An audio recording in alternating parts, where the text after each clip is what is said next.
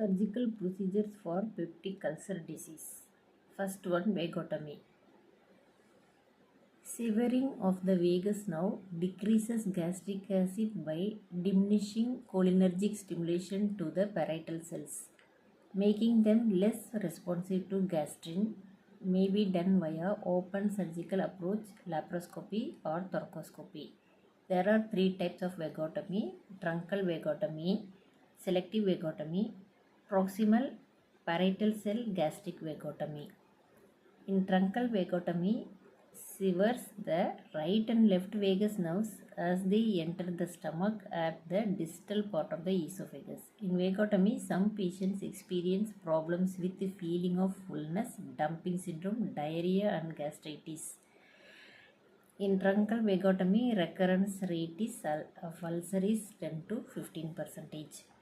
Selective vagotomy severs vagal innervation to the stomach but maintains innervation to the rest of the abdominal organs.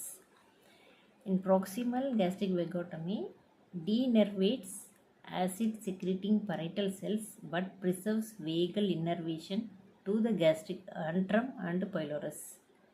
Recurrence rate of ulcer is 10 to 15%. Second one, pyloroplasty. Here, a surgical procedure in which a longitudinal incision is made into the pylorus and transversely sutured close to enlarge the outlet and relax the muscles. Complication: delayed gastric emptying due to decreased innervation. Third one, antrectomy. Billroth 1, gastroduodenostomy. Removal of the lower portion of the antrum of the stomach, which contains the cells that secrete gastrin, as well as small portion of duodenum and pylorus. The remaining segment is anastomosed to the duodenum, Billroth 1, or to the jejunum, Billroth 2. The patient may have problems with feeling of fullness, dumping syndrome and diarrhea.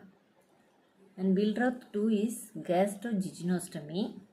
Here, removal of distal third of the stomach, anastomosis with the duodenum or jejunum, removes gastrin producing cells in the antrum and part of the parietal cells. Complication: dumping syndrome, anemia, malabsorption, weight loss, and recurrence rate of ulcer is 10 to 15%. Thank you.